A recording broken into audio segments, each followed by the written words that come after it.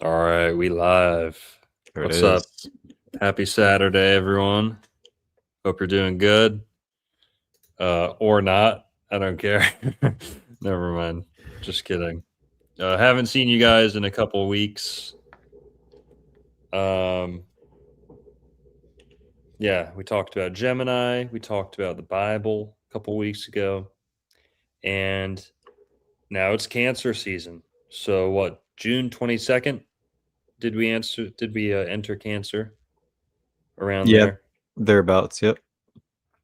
And Cancer, the fourth sign of the zodiac, the first water sign, the second cardinal sign, the crab. But there's some other animals associated with Cancer that we're going to talk about. And we're going to talk about some Cancer celebrities, some movie stars, and some roles, some casting decisions that seem to make sense with Cancer. And yeah, so one of my least favorite signs of the zodiac, just to start off, don't really, you know, whatever. We won't be too mean to start off, but Cancer is an important sign of the zodiac. They're all important. But yeah, man, Merlin, where do you want to start off? How are you doing? I'm doing great, man. We could start. I like thinking. I mean, it's such an important sign because I mean, I agree. Like personally, Cancers and Geminis have like a little bit of there's some conflict there, Yeah. but this sign's so cool because we practice tropical astrology, and the sun hit the tropic of Cancer. So understanding the significance of what the tropics are and how tropical astrology, God's astrology, is north to south because the Tropic of Cancer is all the way north, the Tropic of Capricorn is all the way south. So it's such an important sign because understanding what it means, like I have the etymology of the word tropic pulled up if you want to take a look at that real quick. Totally. Let me share my screen because it's just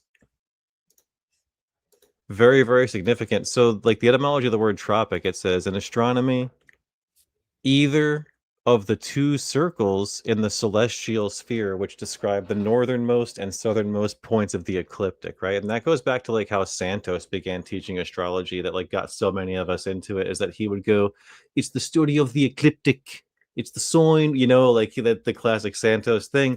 And that's why, if I may, just we're gonna rip it right away, it's so important to understand your cosmology because the word tropic is circles. So when you understand what's actually going on, then tropical astrology dominates Vedic astrology because I know you see this all the time on social media, and I'm probably sure most of the audience does as well. People go, "Oh my gosh, we're missing months. We're missing Ophiuchus as a sign, and all of the constellations aren't matching anymore, and the sun's actually not in Gemini when you think the sun's in Gemini." And just understanding that, like, the constellations are not the signs, and tropical astrology is a north to south science, and the stars, the fixed stars, which which the signs are based off of, but are Yep. not as a one-to-one representation, they drift east to west. So that's what the Vedics are doing. The Vedics have no idea what's going on with true cosmology, but the Tropic of Cancer teaches you what it's all about, because Cancer is like, home. And then what's north? Well, north is an anagram for the word throne. So, like, literally, the throne of God. So, like, as the sun gets as close as it will to the center, to God, to good, that's summer. So, yeah, I'll just light it there for a second. Totally. And looking at this map, kind of off topic a little bit, maybe not. This map makes me think of, since we're talking about Cancer, believe it or not, it makes me think of a breast, a teat. Okay. It's almost like the North Pole is the areola, right? The Okay. the areola borealis. Now, Columbus, just for those who don't know, Cancer rules the breasts. Cancer, the part of the body associated with cancer, is the breast. So if breast cancer jumps into your mind, jumps into your head, well, there's nothing wrong with that, because cancer, the word cancer and the disease cancer, do have a a meaning. There's a association between the two. It's not just arbitrary. It's not a coincidence. Cancer, the sign of the zodiac Cancer, rules motherhood, nurturing, so the breasts, but also giving birth, in a sense, and having children, nurturing your children. Um, so Cancer rules the breast. And I've been studying Christopher Columbus a lot. Christopher Columbus did not believe the Earth was a globe. He did not believe it was flat. He didn't even believe it was a pear, like Neil deGreasy Tyson chicken nuggets.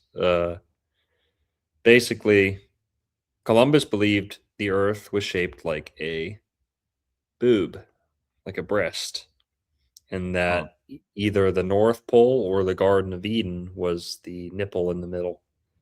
So it's interesting, those two rings around the center North Pole. Who knows? Maybe I'm not making any sense at all. But that's making sense. yeah, Yeah. so guys, don't ask us questions if you're not tipping money. Okay, we don't deal with broke boys, broke hoes. Okay, if you want us to stop, if you want to halt our very important stream of consciousness here, pay up. All right, pay up. It's not broke summer at Yeah, all. no broke boys allowed. We don't fuck with that. Oh, dude, you know what's so crazy, man? I was getting deep into the etymology before the show, and I had even some pulled up because I've been thinking a lot Mm, about summer. I like that.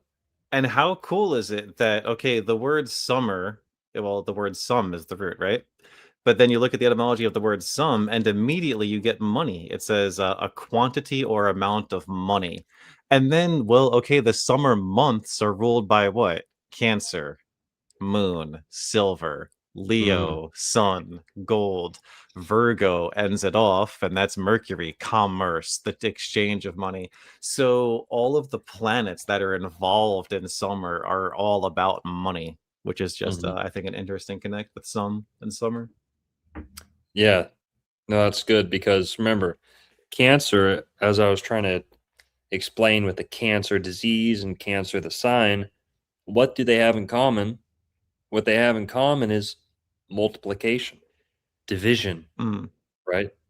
Division, multiplication, and sum, comes from addition. So there is something to that. There's a lot of math going on in cancer, right? You've got to create two from one, right?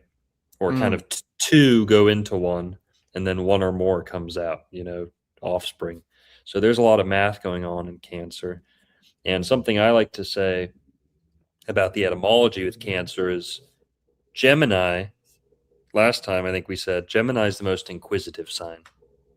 Lots of questions, Gemini's all about inquiry and curiosity and, mercuriosity, right? Hmm. And also dialogue, because it's the twins, it's the two sides of the brain talking. Um, Gemini is all about questions. Cancer has the answer. Cancer has the answers. Cancers can see the letter C, the Hmm. answer, right? See the answer. Cancer. So Gemini is all about curiosity, inquiry, and Cancer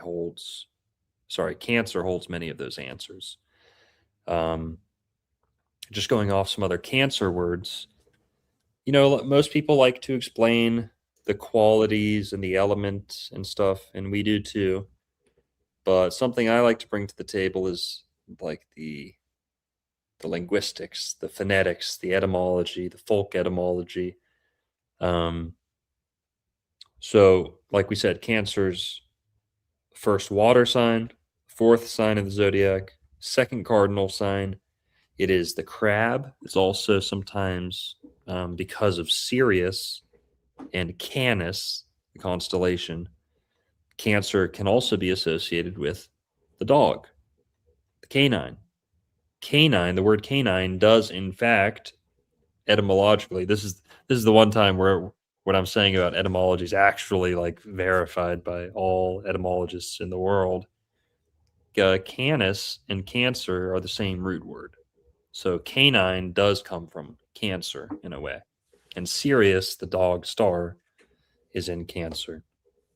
Um, so Cancer is the crab, symbolized by the crab, but one of those animals that you can definitely associate with Cancer is canine.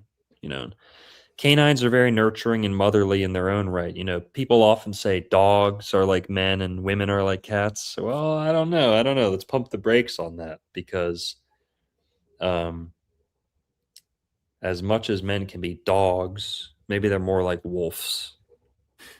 And dogs being more domesticated, you know, bitches, am I right? Right? Yeah. Bitches. So dogs, women, there's something there. You know, dogs aren't entirely masculine. You could make the case they're feminine. But also cannabis. Cannabis is associated with cancer. Those are man's two best Hmm. friends. Man's two best friends right there. Weed and dogs. Okay, go ask Snoop Dogg about that correlation. You know, That's really good, actually. Yeah. Snoop Dogg, Anubis, Goofy, Snoopy, Snoopy, Goofy, Scooby. This is the black dog of the underworld. It's an archetype. It's a I'm going to say the word Plutonian. You could also say Syrian because it's like the star of Sirius. You could leave Pluto out of it if you want to. But Sirius, associated with the dog star. Anubis. Oh, Pluto's a dog name too. I should just, Pluto, Hmm. Scooby, Snoopy. I missed one. Whatever. There's there's a Airbud. there's a ton of dog names, or you know, and it's the dog of the underworld.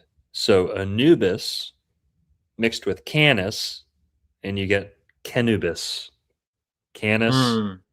Cancer, and Anubis, cannabis. So dogs and weed. Some legends say marijuana and or cannabis and canines were given to men by God at the same time for the same reason.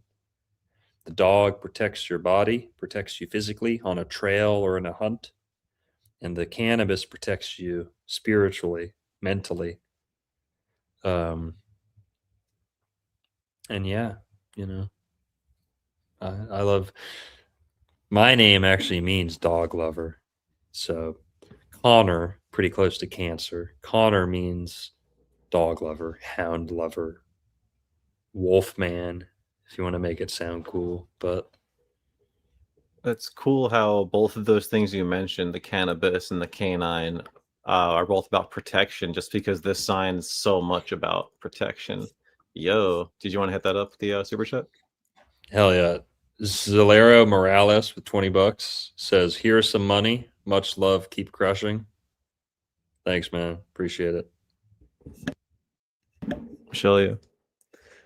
But yeah, dude, this sign's so cool because like there's so much going on with it when it comes to just like domiciles and exaltations and falls and detriments, right? Because Mars falls in Cancer. The moon domiciles in Cancer, Saturn's in detriment, and Jupiter exalts. And then what's cool is we got Jupiter is leaving Cancer in I think Tuesday. By this time Tuesday, Jupiter will be in Leo. So Jupiter is leaving his exaltation this week. Mars is getting closer to it.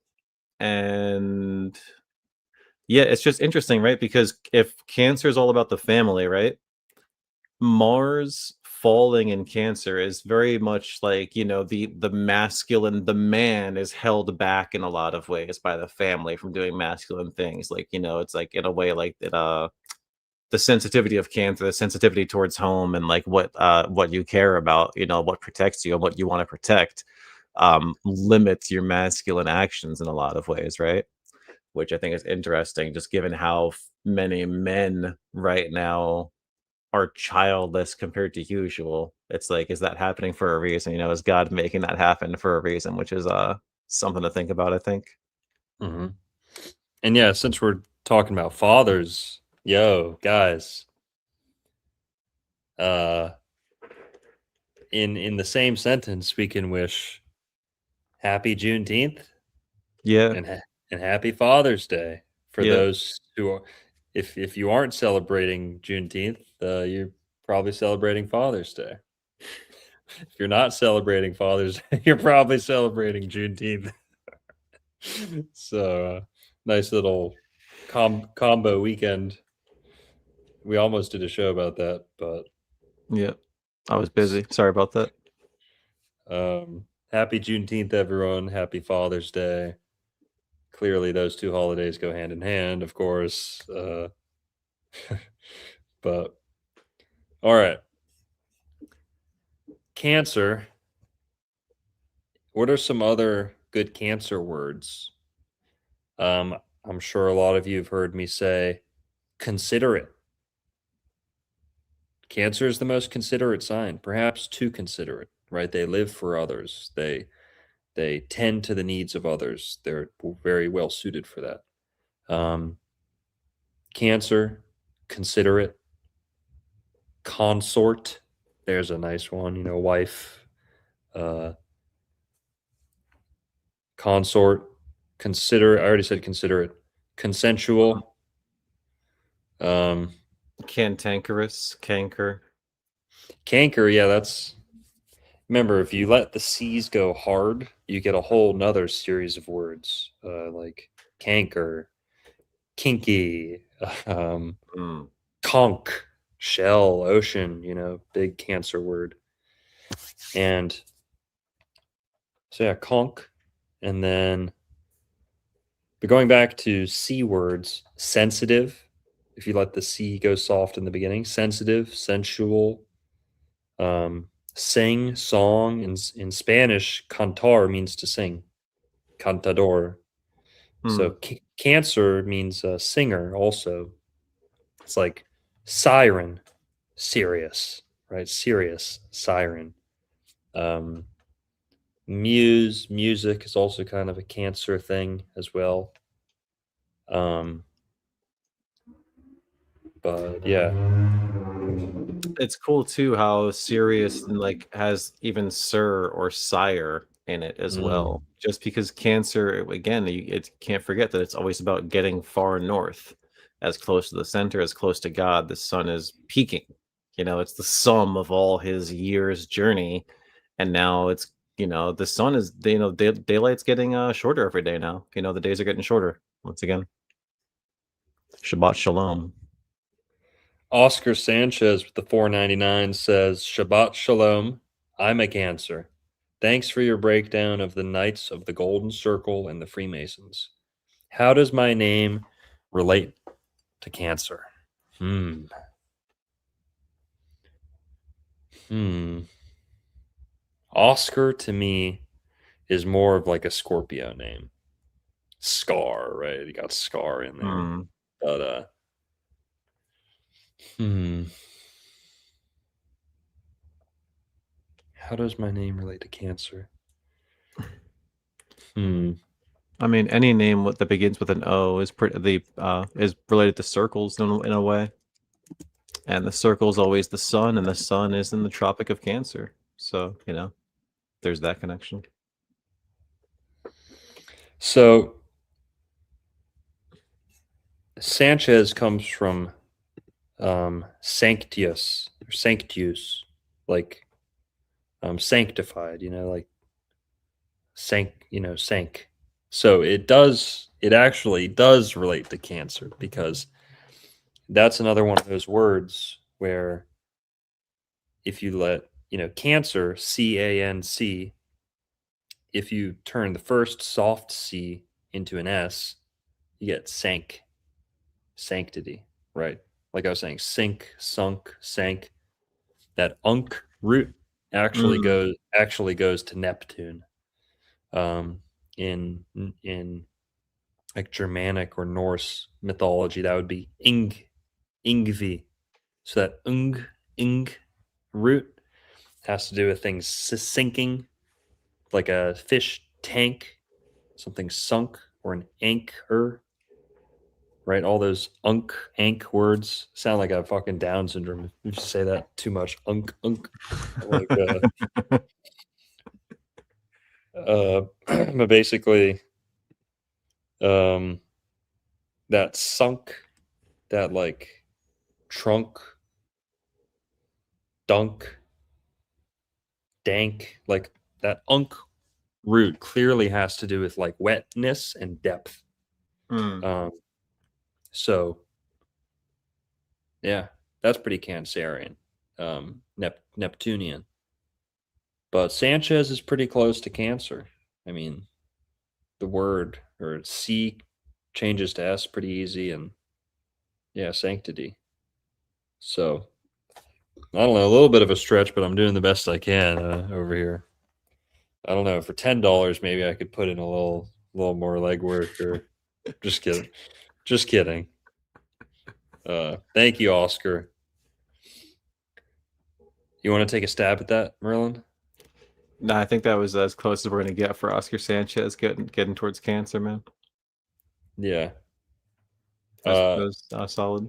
if I want to be really mean, I'd I'd be like Oscar Sanchez. Oh, that's a Tropic of Cancer name, all right. Keep those names down by the Tropic of Cancer. It's like Stay in the a tropical zone. Mesoamerican name. The Tropic of Cancer goes in between Florida and Cuba pretty nicely. So Florida comes down, Cuba comes over like this, and the Tropic of Cancer goes right in between. Um, So so that's pretty close to you, not like yeah, on top of you, but pretty yeah. close. So Oscar, if you're like Cuban or I don't know from or Mexican or from somewhere around there, you might have the Tropic of Cancer going pretty close to coming close to those areas. But I hope that was a good enough answer. Thanks, Oscar. So some other good Cancer words. Answer, like I said. Sincere. There's a good Cancer word. Sincere. Yeah. Yep. Um, but yeah, sense. Like I said, if you get both of the C's going soft, sensual, sensitive, sensei. Um, yeah. And all those words like sensitive, that goes to like the moon, and like that's the most important planet when it comes to Cancer is the moon, the domicile. Mhm. The moon all about emotions, mood. So like being sensitive to that is very, very Cancerian. Hundo P. Um, yeah, guys, crabs and lobsters and crustaceans are also known for having like an insane amount of kids. Merlin, can you search this up, please? Sure, yeah. How many kids do crabs and lobsters have? It's like a million per each mom. I think. All right, We'll do lobsters have like crabs a. and lobsters. Before you check, okay, I was right. Okay. Lobsters have like a million kids each. Whoa. Crabs, lobsters. It's a lot of mouths to feed. Crabs can lay a mass up to 2.5 million eggs at a time, while lobsters can produce around 1 million eggs in a single spawning. Yeah. So Wow. crabs were selected by God to represent Cancer, not because they're small or they're like cockroaches or because they're underwater. Those things harmonize with Cancer's qualities, but the real deciding factor was how many kids the mothers have. So Cancer is all about that multiplication. 1 million coming from one, that's insane. That's like, so crabs exemplify that motherhood, you know, that immense capacity for multiplication. Yeah. It's a lot of eggs. Damn right. And so, yeah, crabs having many, many, many children. That's very Cancerian. All about mothers, motherhood, nurturing your kids. Um, yeah, also the dog, you know, like we said. So crabs, dogs, talked about the element, the modality, all that stuff. Yeah. Let's talk about some famous cancers. Who are some of your favorite cancers? So I mean, apparently Oliver Tree was getting pretty base before he passed. That's what I Okay. heard. Is he got taken down by them, perhaps. Favorite cancers? I don't know. I got the list pulled up here. How about you? Who are your favorite cancers? I mean, I don't really have any because they all suck and they're unremarkable people, really. But Yeah. I mean, Anthony Bourdain's pretty dang cancer. You know, he's a chef. He's known for just eating and like commenting on food. Um, Anthony Bourdain, like very likable guy. I loved like growing up. My dad would watch Anthony Bourdain all the time, and he's very Cancerian. You know, you can tell he's kind of like a sweetheart, a little bit of a pushover too. But yeah, Anthony Tesla was Bourdain. the cancer. Yes, he was. He definitely stands out among other cancers. You know, he to me does not totally exemplify cancer. He is kind of like a flash of lightning coming out of nowhere, you know. He's got his What, do Mercury and Gemini. So there's that. mhm. What does he have planets right on his ascendant too? Nothing too close to the ascendant. No, No. isn't that? Oh, please. Yeah, just a fake little planet called Uranus. Yeah. Oh, is that Uranus or Oh, Pluto? well, Pluto. Oh, Pluto's in the ascendant, and Uranus in the first house. Okay, yeah, Pluto's on the Come ascendant. You're on, right. bro. All right. Pluto on the Come ascendant. on, Yeah, bro. just Tesla's that thing. he's Plutonian, bro. He's an He's extremely. Plutonian. Come on, dude. All right. Doesn't matter what your sign is. You got Pluto on your ascendant or Pluto conjunct your sun, you're gonna be Plutonian. All right. So I think that makes sense to me. It's overriding his sun sign. He's barely a Cancer. He's known for being skinny, extremely smart, and arrogant. Cancers are none of those things. uh, but make the case. I mean, how Cancerian is he? He liked food. He was passionate about food. Mm-hmm. He had some weird beliefs about nutrition. Seemed to be He's pretty reclusive. okay. Yeah, Withdrew there you into go. his shell. He's Yeah, got Saturn in Cancer too. Interesting he's got. stellium. Is that Chiron at the MC or at the very top of the chart? At the very top of the chart, not quite the MC, but yeah. This Okay, chart's all fucked up. This website changed how it does charts. It's awful now. dude, use Um, Astro theme. The only way to go. eh. What's wrong with that? You can't take out the non-visible planets. Even with this one, it's a pain in the ass now too. It's ridiculous.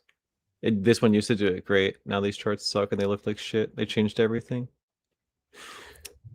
Um, I like Astro theme. I think it's the best. The colors are the most intuitive. It's easy to do me. they have a It's good list of celebrities there or no? yeah, they have Yeah. some pretty exhaustive lists on Astro theme. Um, I think they even do like sun moon combinations And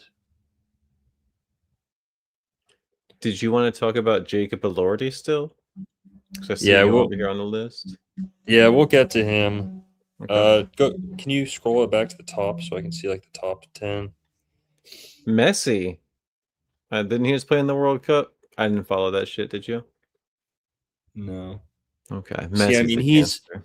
he's like Gemini cusp though, almost.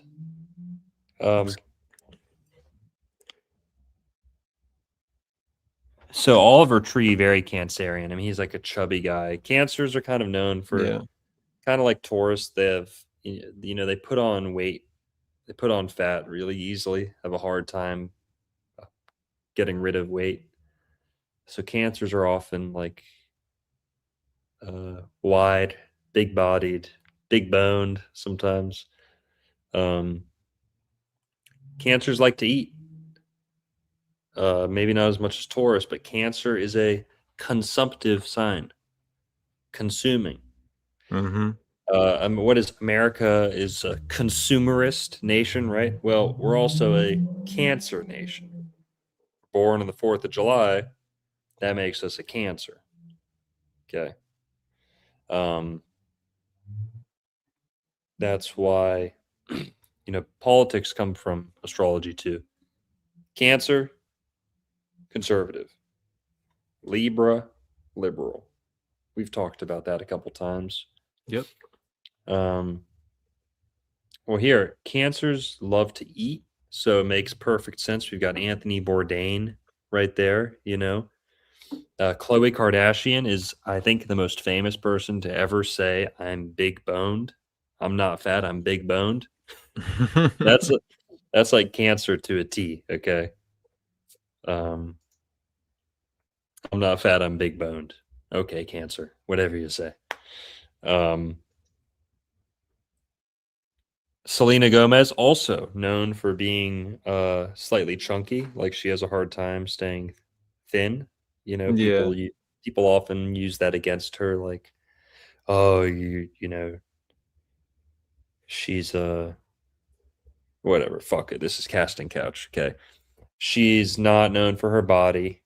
Okay, she's and people often rip on her for her body, saying like, "Oh, you're too lumpy, you're too like pudgy or lumpy or whatever." But she's just a cancer, like I don't know. Got a bit of Uh, a thickness to her. yeah. So Selena Gomez puffs up a bit like a cancer. Now people who don't follow that don't exemplify that at all. Princess Diana was pretty thin. Nikola Tesla was really thin. Anthony Bourdain is really thin. Um, there's some other guys on here who are really thin.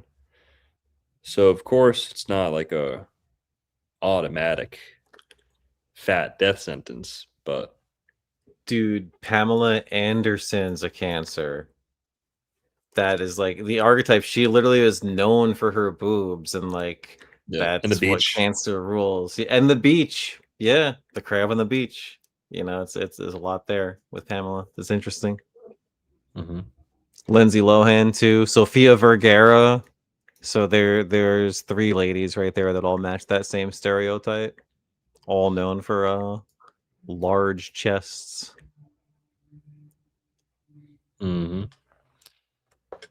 Yeah. Oh, Lindsay Lohan, known for her boobs Mm-hmm.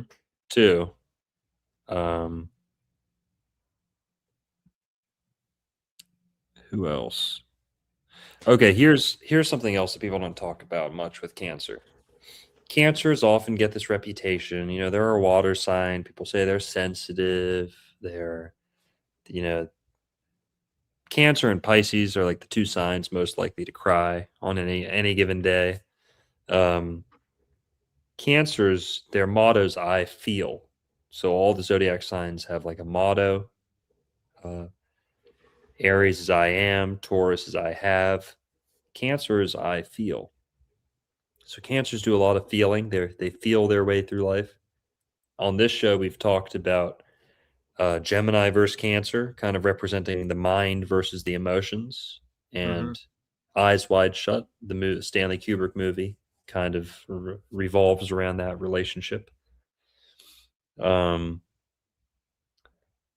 beyond feeling and beyond all this kind of feminine stuff that we've been really piling on to Cancer, there is a unmistakable masculinity within Cancer. And Merlin touched on it earlier. Jupiter, the father planet, the true father, not the false father or the stepfather like Saturn, Jupiter exalts in Cancer. So this is why Father's Day was just here recently, between Gemini and Cancer. Father's Day, uh, Jupiter's like the father, and Jupiter exalts right there in Cancer. Yep. And yeah, okay. So a lot of Cancers, some of them, especially some of the men, have a Jupiterian quality to them, and they can put on muscle really easily. Like a Sagittarius, like another Jupiterian sign.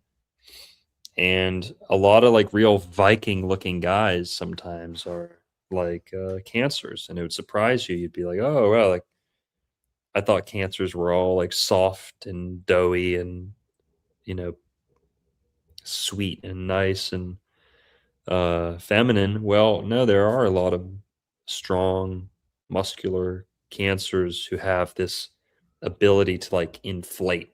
You can, if when you're a Cancer, here, let's say it like this. When you're a Cancer, you're going to inflate. Okay. You're gonna get wider. The only real options are you going to inflate with fat?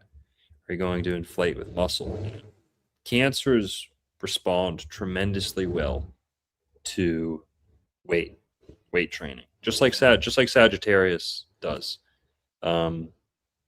because of that Jupiterian influence. And so that's my olive branch. There is a lot of strong power lifters or Cancers, and crabs are pretty dang strong themselves. But yeah.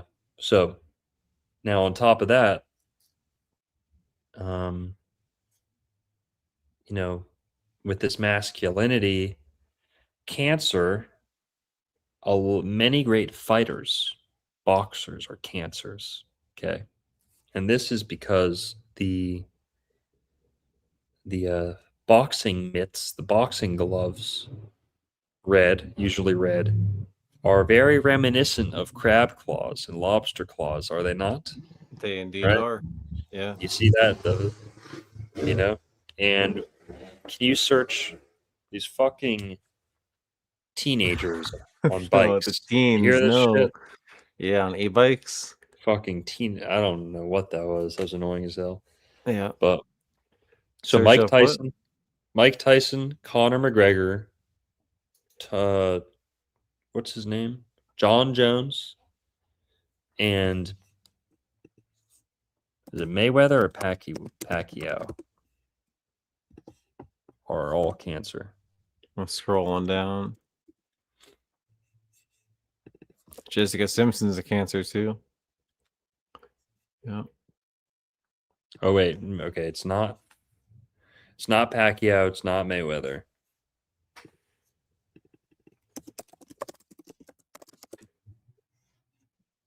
Oh, Canelo. So Canelo Alvarez, world famous boxer, considered one of the best. Julio Cesar Chavez, Michael Gomez. Yeah, so lots of famous fighters have been Cancers. Conor McGregor, like I said, John Jones. Can you look this up? Sure. Mantis shrimp. Let's take a look at the mantis shrimp. Guys, this isn't just like a meaningless association, okay? Did you know that crustaceans punch?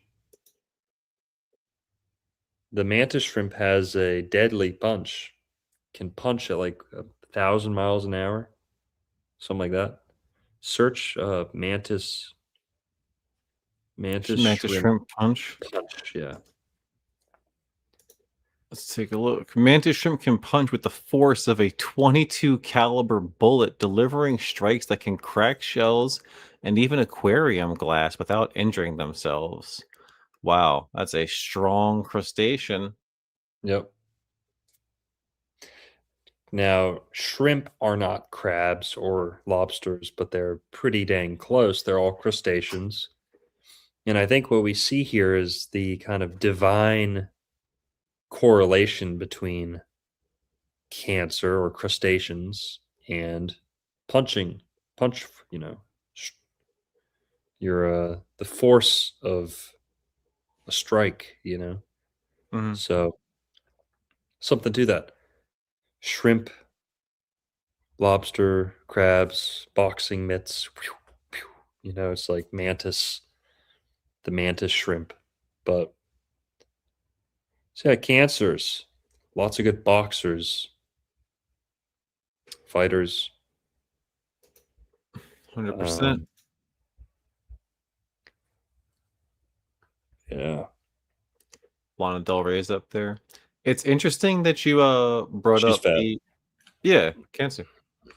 It's interesting that you brought up Jupiter exalting, right? It's just great to again contrast like Jupiter's exaltation to Mars's fall, right? Like the young brash man feels like he's held back by his family, right? That's like, oh, it's restricting Mm, my masculinity, restricting my action.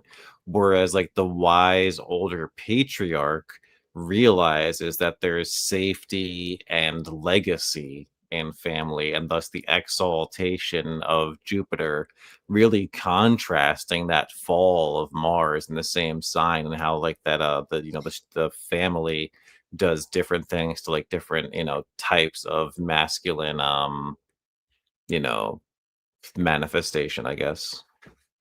mhm. Yeah.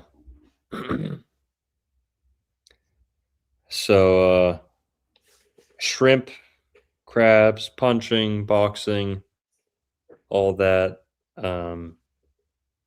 Food, Anthony Bourdain, chefs, lots of cancer chefs. Here, let's see, what's Guy Fieri's birthday? Flavortown. He would have been on there for sure if he was a No, Cancer. he's an Aquarius. Makes sense. He's like a caricature, cartoon character. Very eccentric. Yeah. Um, Apparently a very nice guy though. yeah, he lives in Lake Worth. He lives here.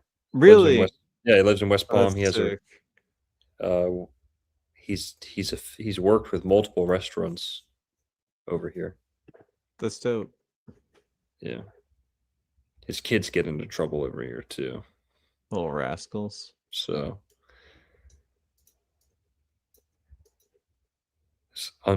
unrest in Flavortown. There's It's yeah. the going back to like the for a second, just the etymology of tropic, man. This shit's so good. So, we talked about the two circles or whatever, but then, from the Latin tropicus, of or pertaining to the solstice, pertaining to a turn. And it's so cool how like the two tropics, like one is ruled by the moon and one is ruled by Saturn. And those are the boundaries of the ecliptic. And both Saturn and the moon rule bounds, right? Like Saturn is like the limiter, boundaries, the limit of this physical world that we live in.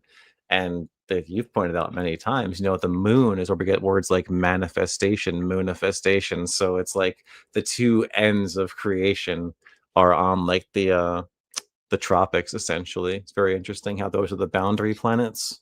Yeah. From like a hermetic perspective, um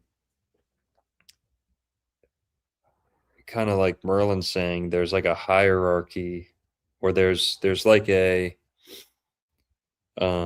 pathway that souls take on their way to earth, and according to many adherents to that principle or people who wrote down what they thought about it.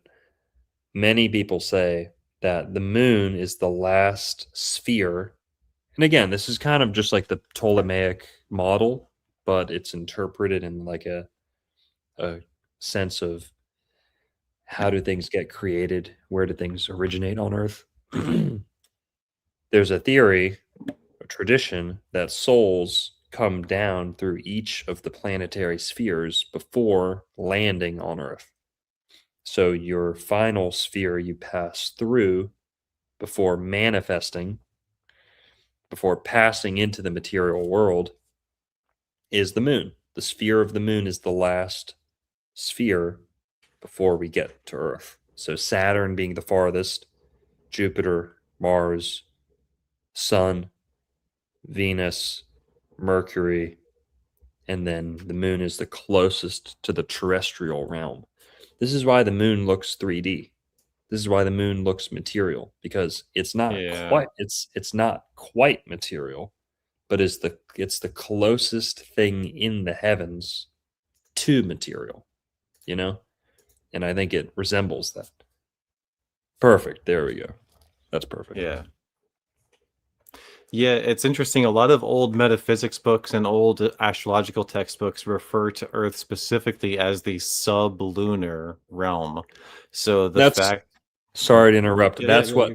That's what mundane means. You are Hmm. under the moony, the Monday world. Yeah. This world is mundane because it feels like an eternal Monday.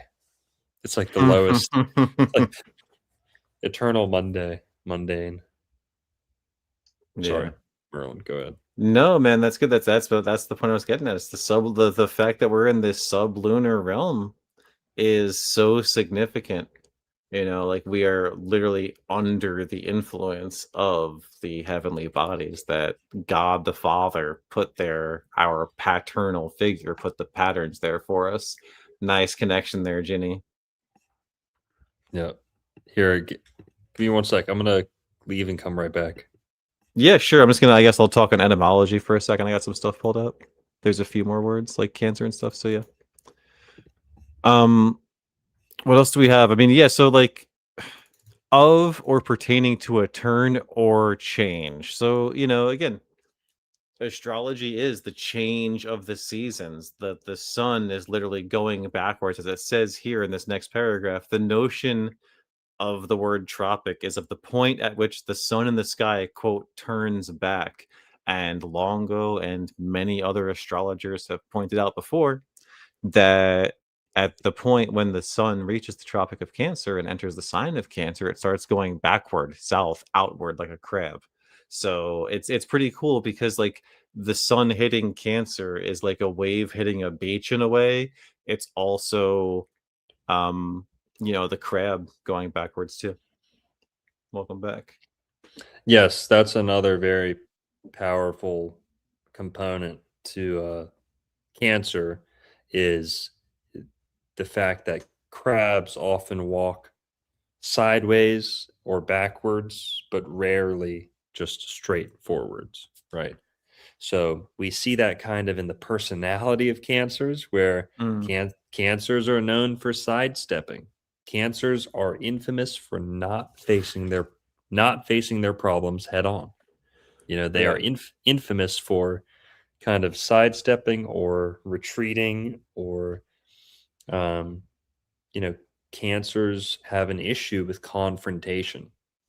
Um, they you know, cancers appreciate harmony, and they appreciate things getting together under their roof, under their watch. So cancers really abhor, uh, you know, confrontation, hostility, right?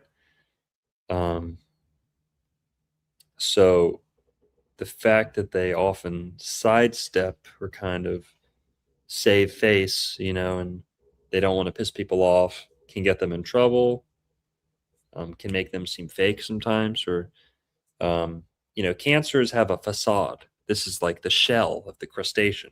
We Mm, were just looking at that very colorful shell on that shrimp.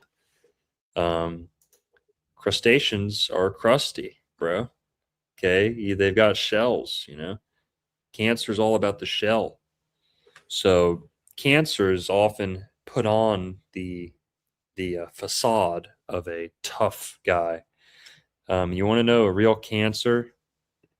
Let me double check this. Who's that? Is cancerous break bread a lot and bread has a crust? Is that too much of a stretch? Say it again. Bread has a crust and cancers break bread a lot. Mm. That's a family thing too, breaking bread. Mm-hmm. Sunday night dinner. But the shell is kind of like a candy wrapper. It's what you see. It might have a lot of color on it, but it's only a small percentage of the actual mass of the being, the organism. So watch out for that shell. Tom Cruise is a pretty good example of that shell. A lot of Cancer men actors are kind of like that. Mike Tyson's like that. I mean, you'd think he's the fucking toughest guy in the planet. You'd think and he is, but then he opens his mouth and he just loves everyone, and I just want to hug everyone, and I just want to cry about my childhood, and we just love humanity, and I love pigeons and animals and plants, and he's a Cancer, like he seems so tough, but his inner layer, Cancers have a tough exterior much of the time. They have the softest interior. It's like a crab. It's like Cancers on the inside are just like, mushy, mush. They're just soft on the inside. And Mike Tyson's like that too. Um, Tom Cruise, plays tons and tons of action movies, but we all know he's a very sensitive guy, right? Very sensitive. Who else is like that?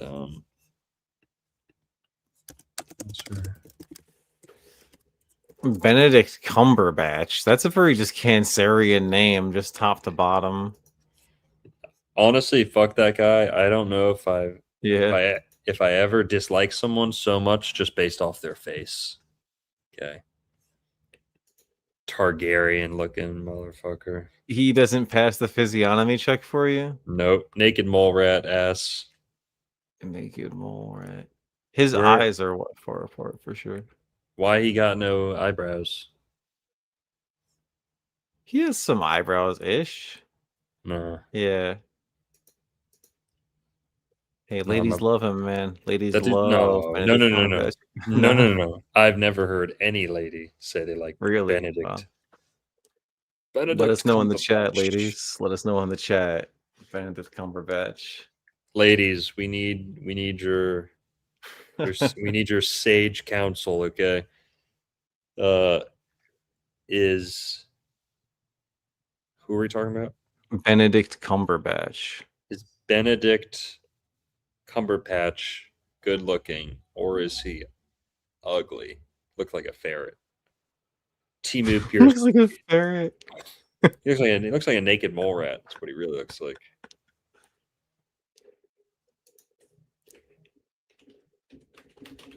Yeah. See, yeah, Hell to the no. Damn, the ladies ain't about it. nope. Okay. He's ugly. There's no way around. No way around it. Yeah. He looks like one of the Menendez brothers.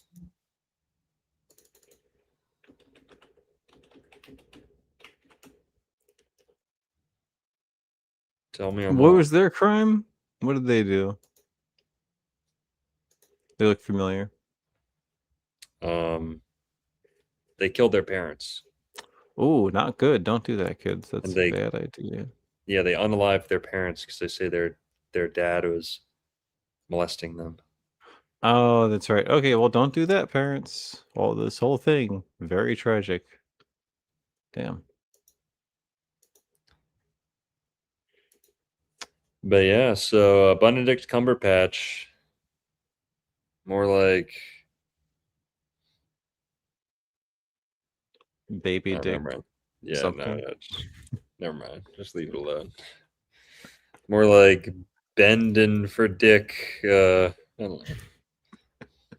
Oh Bent, gosh. bent a dick. Under patch. I don't. Hmm. Uh, Yeah, bending for dicks. C in my A. bend, bending dicks. Bending dick. I don't know. Yeah. Let's do this off camera or something. What do we got here? Yeah, so this is cool. Greek physicians Hippocrates and Galen, among others, noted similarity of crabs to some tumors with swollen veins. So some crabs even look like tumors, apparently. Bent Cumber snitch. bent dick cucumber patch. I don't There know. you go. It's,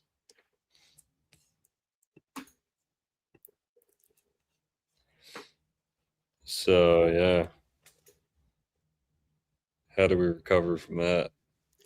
Talk about solstices. Talk about a celebrity.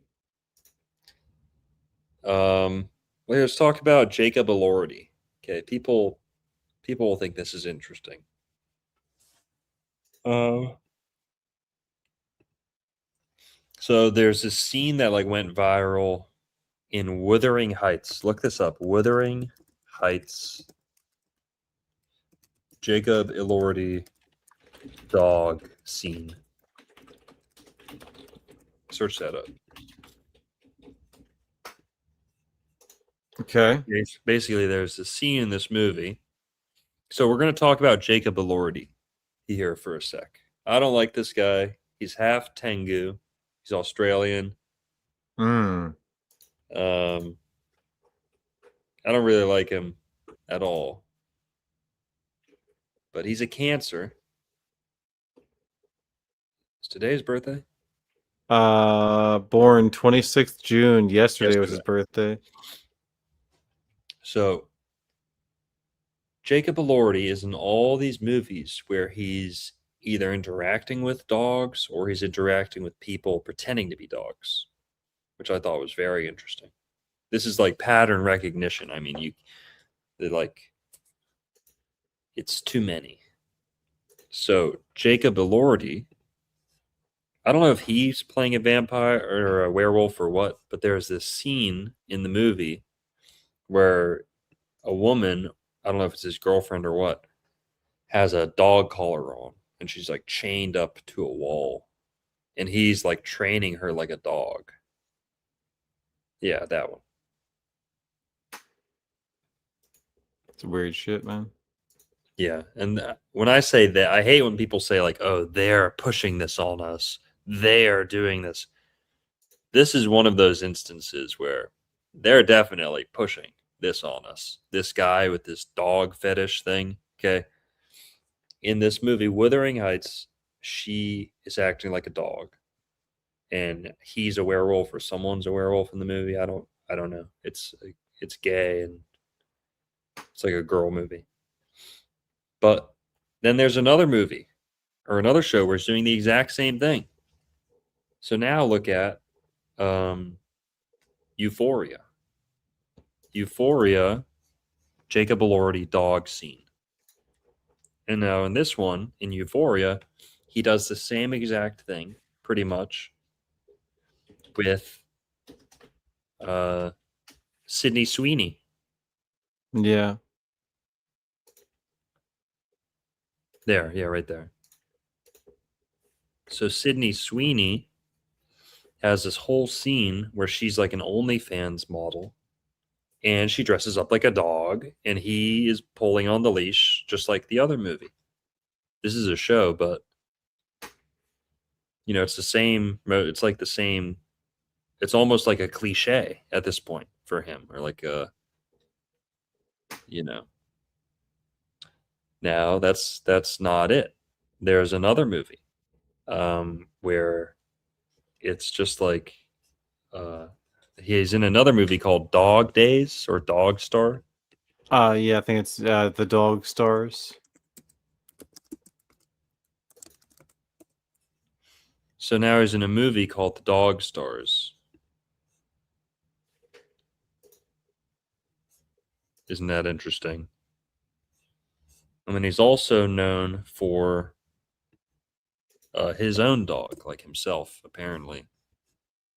He adopted a dog or whatever. He's got a dog that people are obsessed with. So again, people are allowed to have dogs. We're not saying that's on its own is weird, but the fact that the people who make Euphoria, they're like OnlyFans degenerates pushing that stuff on teenagers. Yeah. And this scene is like exactly like the other one, where he's got a girl on a leash, dressed up like a dog or whatever, acting like a dog. What do you think's going on with that, Merlin? Yeah, I think it's like scenes written by feminist women who are book talkers who got jobs writing television pretty much. Like you said, it's being pushed. It was pushed on them, Like the people it's like that's what's funny, like it's being pushed, but because people are choosing to. No one's being forced to. It's very weird. It's very it's like a lot of soft control, very satanic. Which is interesting because, Saturn is in detriment in Cancer.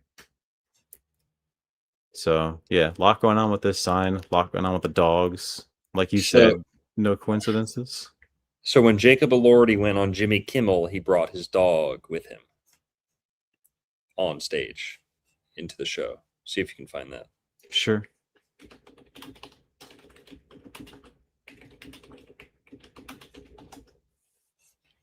Yeah, we got it. Dogma, that's a good one. I like that because Cancer also has to do with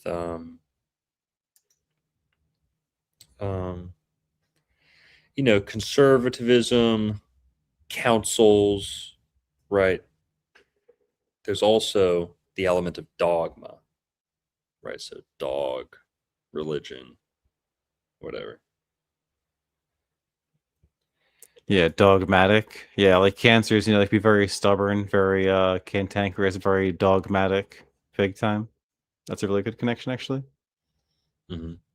And Frankenstein, on the set of Frankenstein, some pictures went viral of him hanging out with his dog on the set of Frankenstein.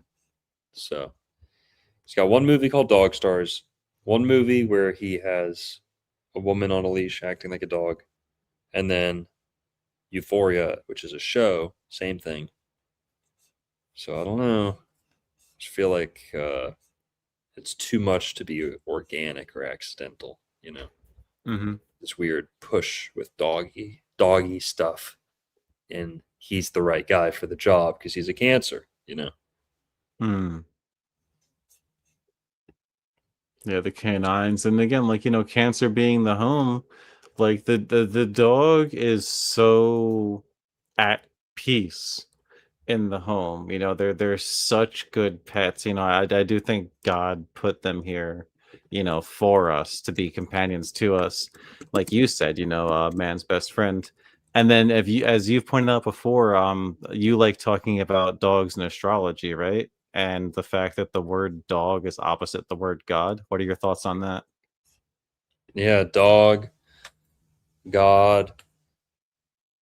We can look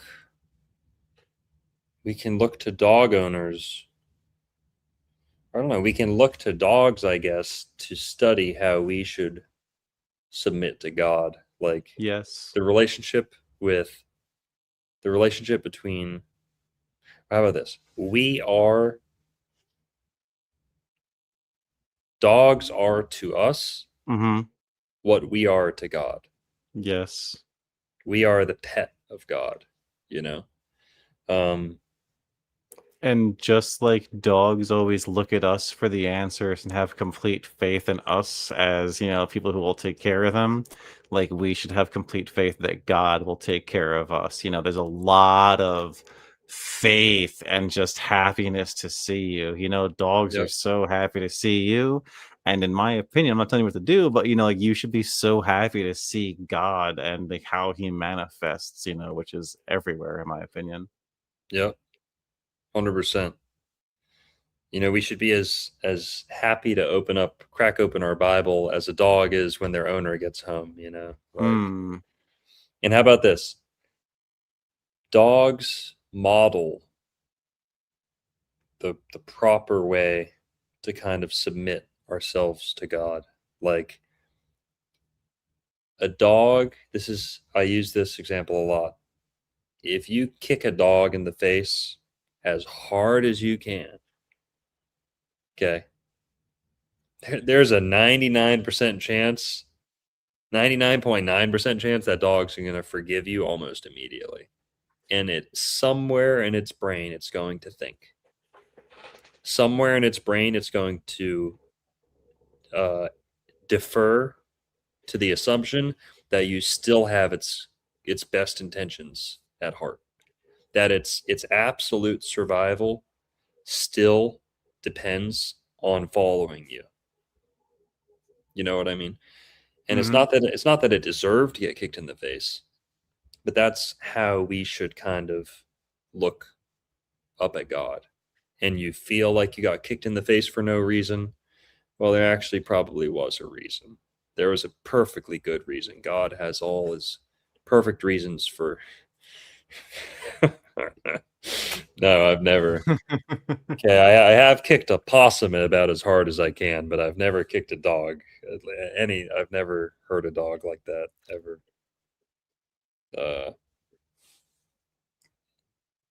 No, there was once a possum who met my wrath, but no, I've never treated a dog like that. Never would.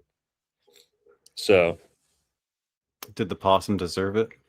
no, definitely didn't deserve it. Oh shit!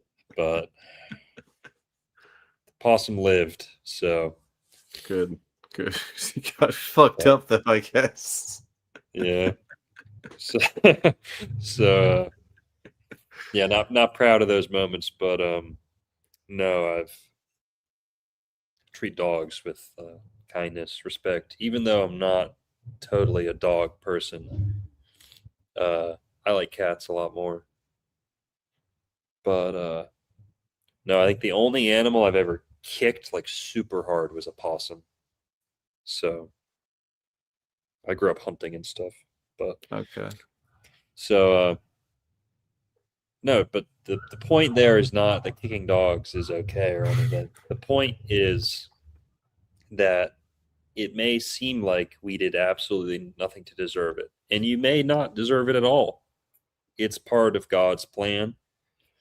And the proper way to respond is to say, it's almost like dogs are often like that too. I mean, I've seen dogs get hurt or hit for no reason. And a lot of times they feel guilty. They're like, oh, what did I do? What did I do to deserve that? Um, basically they always assume this goodwill. They often assume goodwill from their owners or people around them.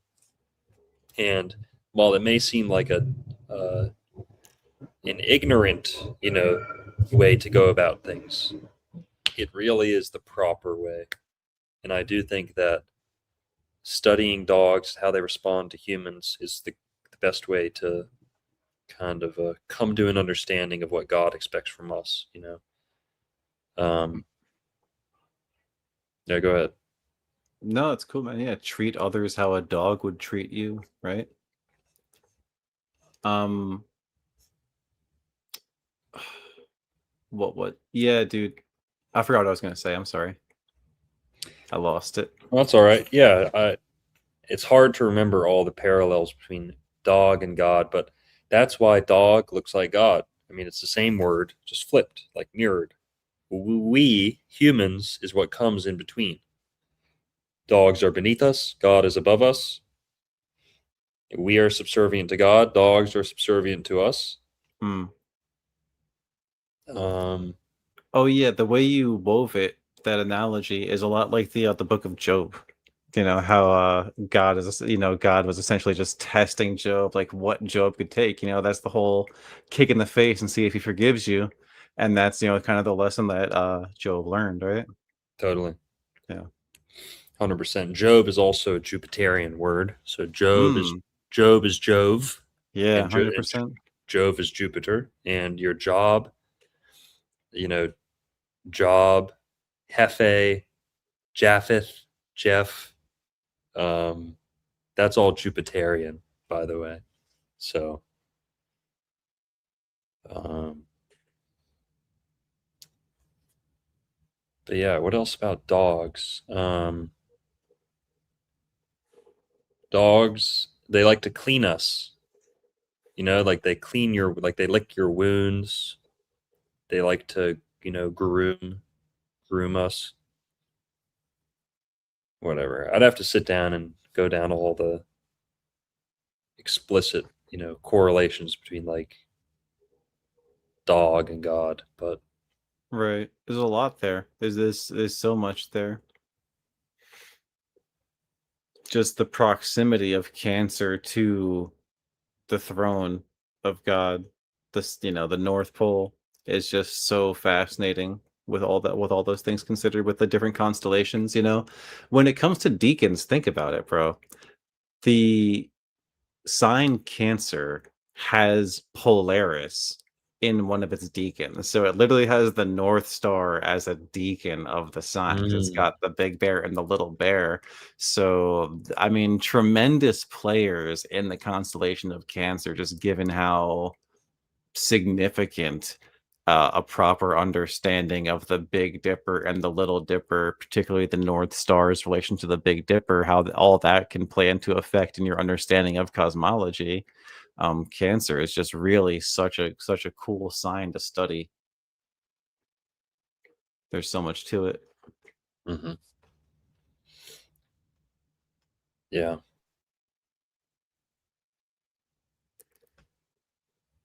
So let's see, what else is there to say about dogs, Cancer?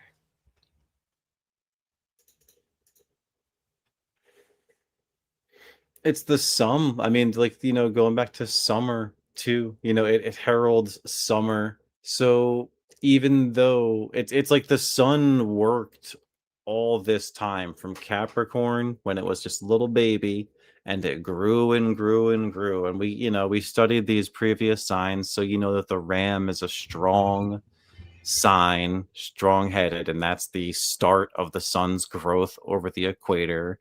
And then the bull can pull the sun further than the ram can push it. And then Gemini, Hercules, doubles that strength. And then the summit is Mm, summer, the culmination in this tropic of Cancer. As we study tropical astrology, these heavenly bodies moving north to south, and it's just everything, man. Like, I saw a video the other day, it's so true. Like, summer is all about joy maxing. Like, you want to have a good time this summer, like it's like a great time for whatever you need. Like, if you're a young man and you want to make money, there's plenty of opportunities to make money during summer.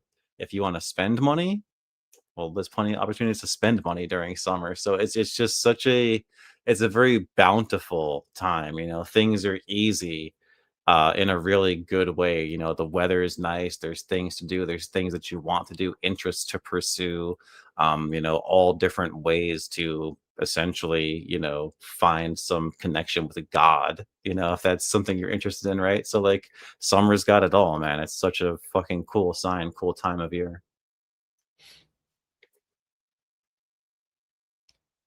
there's another connection between dogs and God. It kind of applies to most pets, but um, dogs can only exist, like dogs and cats only really exist in the vicinity of humans.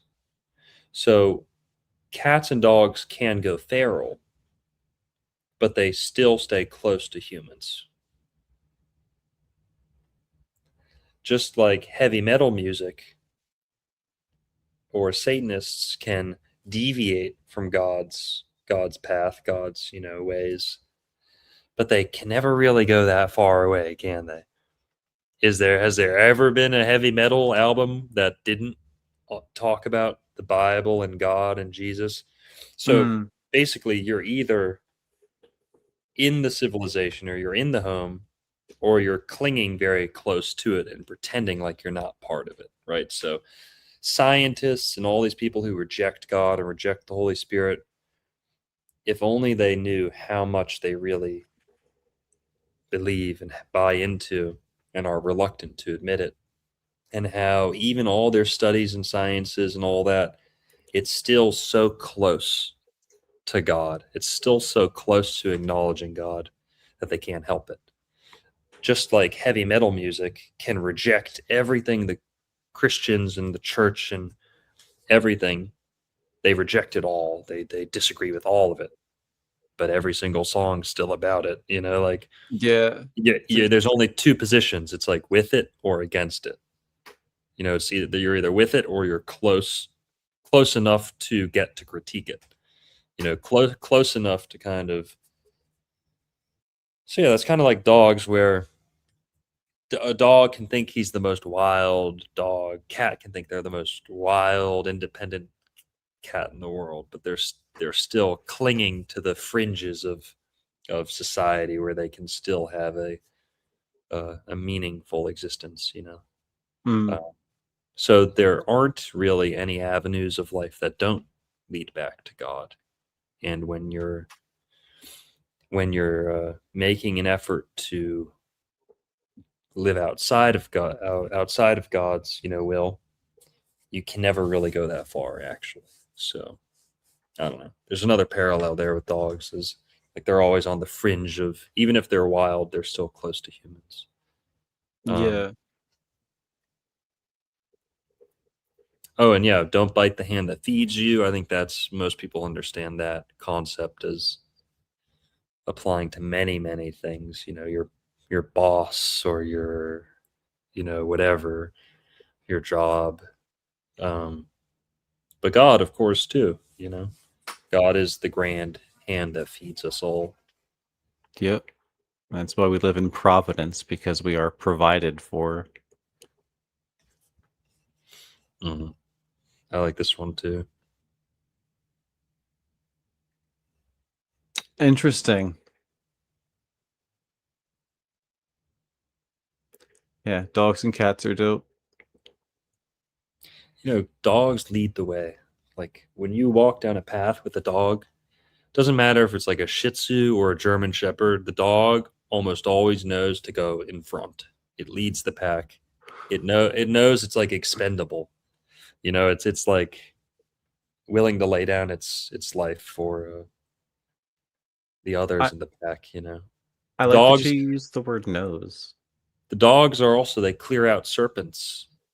They clear the serpent. That's one of the main functions of having a dog, as grim as it sounds, as having a dog on the path in front of you. Why they're kind of hardwired to walk in the front of the path is they they scare away, or at least they take, they, almost like a body, almost like a human shield, or a dog as like a shield. The dog going um, in front of you when you're walking on a path sweeps away the serpents, or the snakes, whatever poisonous animals. But also the dogs could take the bite, take the you know bite the bullet for their owner, and they're happy to do so. Like dogs are eager to lay down their life for their owner. Dogs will run straight at a bear. They'll run straight at a, not all of them, of course, but that's what they're hardwired to do, programmed to do. So, and the nose and smelling. What did you want to say about that? Yeah, no, it's just cool. Like dogs lead by the nose, and you said like the word nose, like KNOWS, and then Mhm. NOSE. Interesting connection there. Just like the A when it comes to them, the nose knows, but then you can lead someone by the nose or lead by your own nose, the smell of something. And fun fact, Jupiter rules smell when it comes to senses. So that's cool. Yes, because Jupiter rules the liver too, and smell is digested in the liver. Interesting. Yeah, if you smell like a essential oil or something that smells really good, it's being like those particles. Smell is like it's like somewhere in between sound and touch almost, Hmm. or sound or smell and yeah, whatever. Because when you're smelling something, it's kind of like a sound. When you hear something, there aren't particles of that thing reaching your ear, right? It's the sound waves, and waves are made known in reference to particles. They aren't, there's this whole debate whether it's wave versus particle, but a wave or a sound wave is passing through particles. It's affecting all the other particles. It's not a particle itself, unless you're arguing that. But fuck, what was I saying? I have no idea what I was saying. My bad. No, you're good. Talking about particles and what were we on? Yeah, it doesn't matter. Not important. But yeah, I Yeah, forget the what I was going dogs. to say. Particles and wave or some shit about liver. Okay, thank you. So Yes. when you smell something, there are actually atoms of that object entering your body. So when you hear something, right? Think about that. Think about the distinction between hearing and smelling. How interesting that is. When Hmm. you when you hear something, you're not in contact with the actual thing. But when you smell something, you are quite literally digesting particles from the thing you're smelling, and they go into your liver, not in the stomach, but through the liver. So yeah, Merlin, you're right. Jupiter largely presides over scent, smelling. Um, Now, in the Bible, did you know this? In the Bible, in the Old Testament, in Hebrew, did you know that God is described as long nosed? No. No. Okay. The God of the Bible is long nosed, very long, long nosed. Long in the nostrils is how it's written in Hebrew. So, what's the word? Um, Were they writing that just to make it seem like God was just like them, though? no, No, no, no, no, it was just no, like no, me. no, no, no, no, no, no, no, no, no, no, no. Okay. He's got a long nose and he loves making money out of Yep. nothing. He looked just like Dr. Longnose. Okay. Well, there's something to this. So, what's the word? It's like eretz, era fem, or like, I'm gonna have to look it up. Long. Turns out God really likes usury. It's erek apayim. Erek apayim, or afayim. Erek apayim, which means long nostrils. Thank you, Satoshi. Thank you. Oh, okay. Long nose, not hook nose. Okay. There's nothing wrong with having a long nose. You know, because I've got one. But hook nose is the problem. Hook nose uh, opens up the door, the conversation for like phrenology or face reading. The hook nose is usually the one that people warn against. Long nose, yeah, it can be kind of a good thing. Okay. Yep, Dr. Long Nose, you got that right. Uh, Basically, this is kind of like a humorism thing, like Chinese medicine or ancient Greek medicine, where they believe in like hot, cold, wet, and dry, and like all things fit into one of those. All things are made up of those, a combination of those. And in Chinese medicine, they follow these principles. But how it relates to the nose is the Hebrews believed in a type of like humorism where it was anger. When someone's angry, you say they're full of hot air, right? Or go let off some steam, Mhm. hot air, right? Steaming, seething, right? Just boiling with anger, right? That pressure or that steam, according to ancient Hebrew tradition, they believed that people with long noses, it actually cools the air and like air conditions the air before it reaches the brain. If you have hot air that reaches the brain without getting cooled, you're more likely to get angry, to not think things through. Hmm. So that's like the humorism side. They believe that long noses cooled the air before they reached the brain. Another side of this was when someone is angry, we often crinkle our nose, and getting angrier makes your nose look shorter. Hmm. The calmer you are, the longer your nose will look. The angrier you are, the shorter your nose will look, the stubbier, you know. So taking those into consideration, they basically came up with this, the Hebrew, like, I don't know what that is, what the word is, folklore or tradition. Their concept for the long nose was long noses prevented you from getting angry. Or, yeah, the more time air had before it reached the brain, the better. And this is where we get the Hebrew term long nostrils. Can you look that up? Uh, Yeah. Hebrew Erek? term. What's Yeah. up? Well, in Hebrew, it's called Erek, Erek, Apayim, Appaym. Yes. Yeah, click that first one, Strong's Hebrew. Okay. Hell yeah. So long in the nostrils. In the English Bibles, they say long suffering or slow to anger.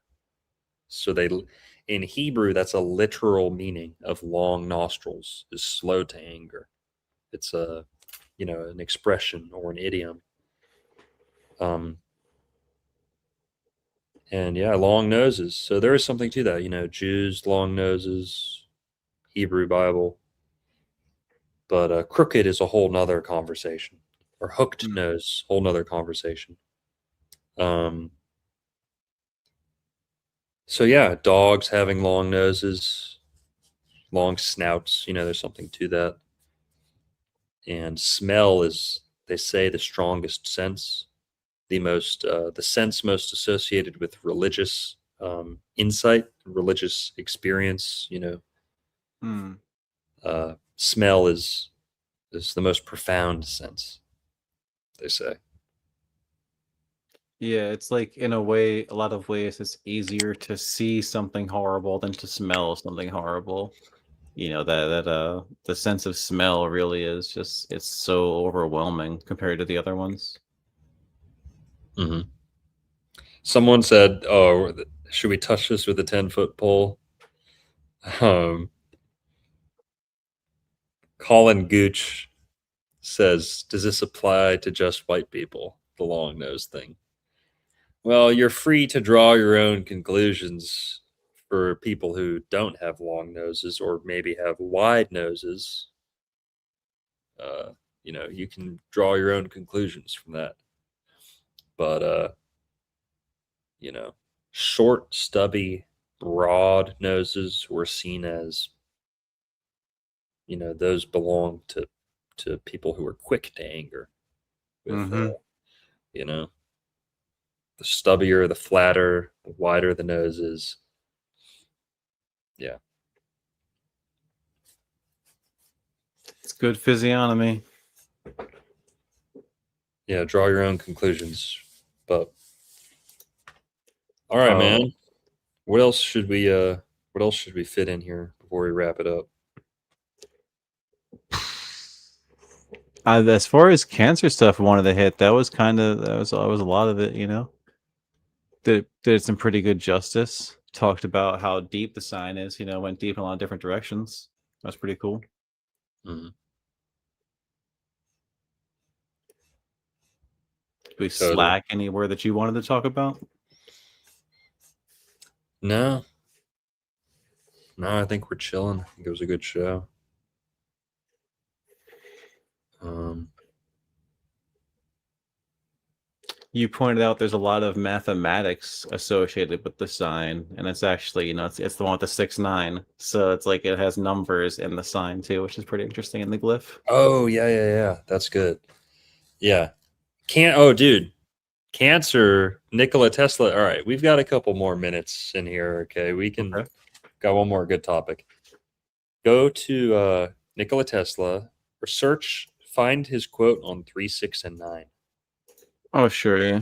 So Nikola Tesla. Tesla is a Cancer, and he is all about 3, 6, and 9.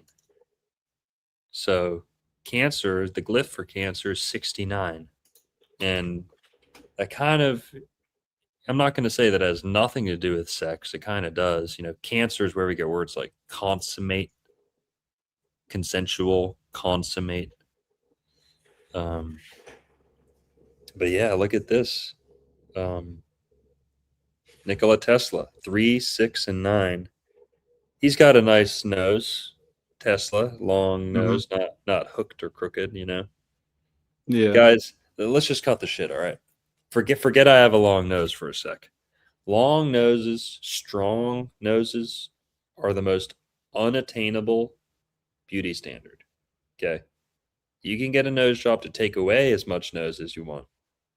You can't add to a nose, okay? You can't add to a nose to make it beautiful. Strong nose, strong masculine noses used to be a big thing, you know. Um, but yeah, whatever. So people are ripping on like what's his name? Clavicular got a nose job and looks terrible. Mm. Yeah. Um, don't mess with the nose. Don't mess with your nose, people. If you want to screw up the rest of your face, touch your nose. Fuck with your nose. The nose is the focal point of the face, not the eyes. Um, Hmm. That's a good way to put it.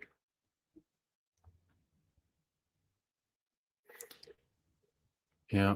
Nikola Tesla. It's so funny how you talk to any like truther. Everyone loves this Nikola Tesla quote, yeah, but I think, and that's the thing is like there are so many different things about the numbers 3, 6, and 9 that you can hear different things about these numbers from different people. Everyone thinks they have the key as to like, oh, what this means specifically. Definitely a fun quote.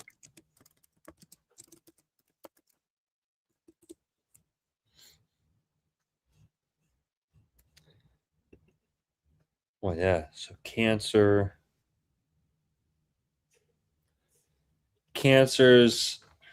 One final thought. Maybe you guys can relate to this. Cancers, in my experience, often were the last to show up and the first to leave.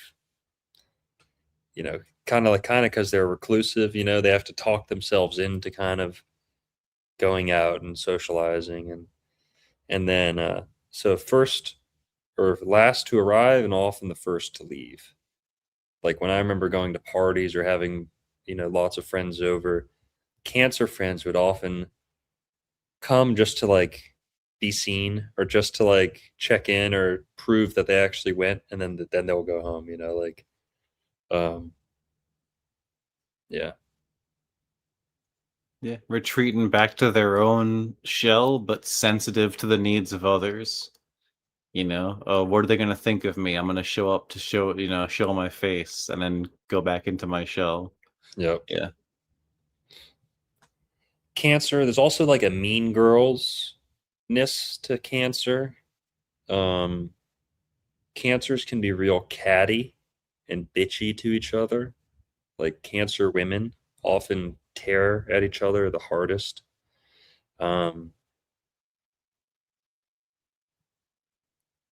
Yeah.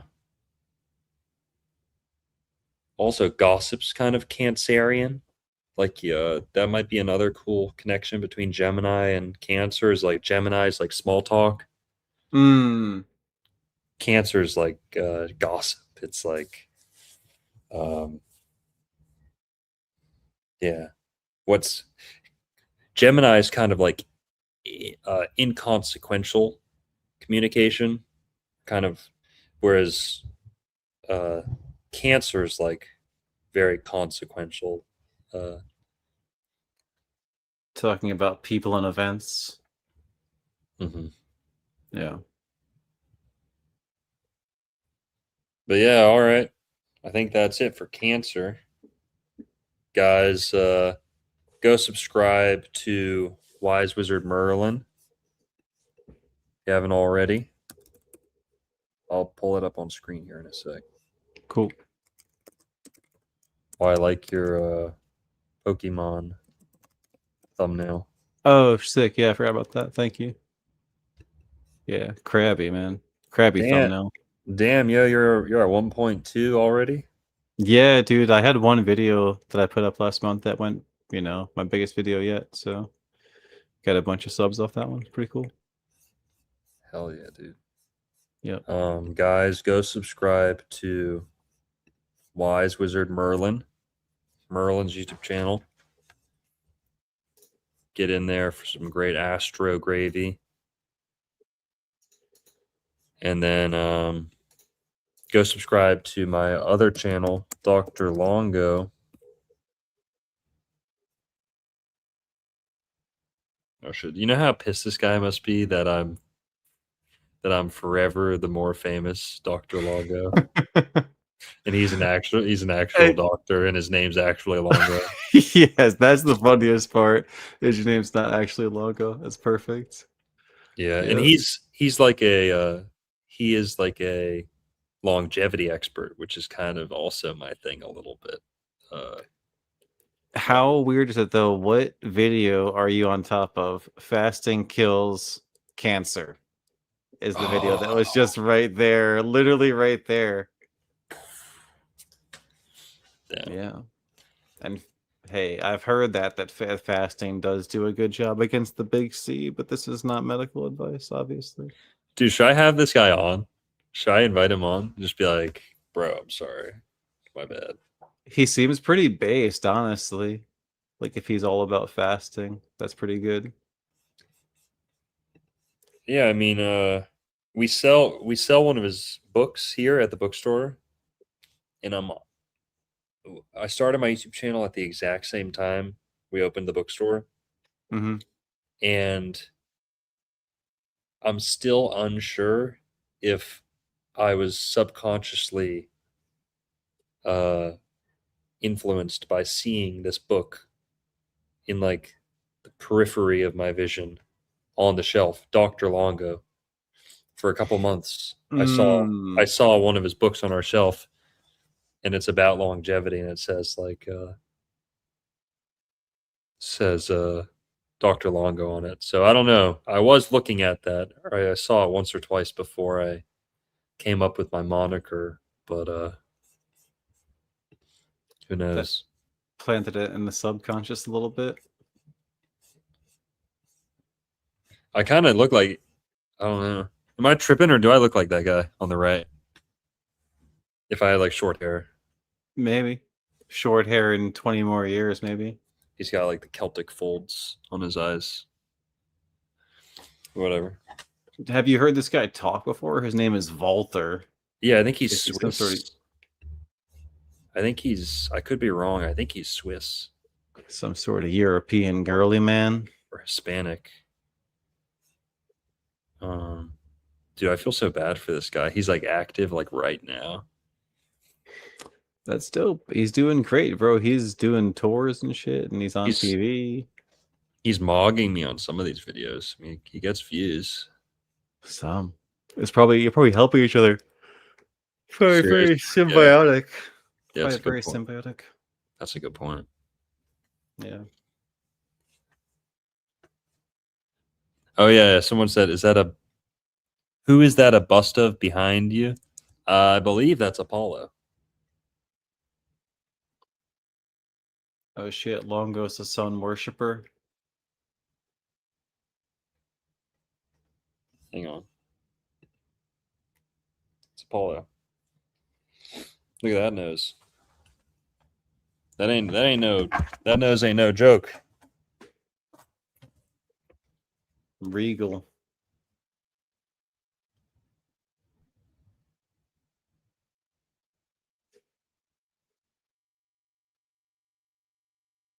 See, that's the real looks maxing. Do you think he hit himself with a hammer to get that nose? Long nose, small mouth. That's the real beauty standard. So, you know, Yeah, sure is. now we got today it's like small nose, big mouth. That's like what everyone's into. But Yeah, it's weird. So much of Hollywood is fucked up. What people enjoy, it's crazy how much that repetition is just mind control. yeah. All right, guys. Subscribe to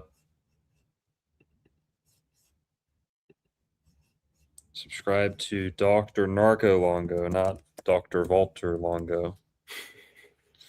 Dr. Narco Longo right there. This is my astrology page, non-Florida related stuff. Will be on here eventually. All right, y'all. Thanks, everyone. Peace. Peace.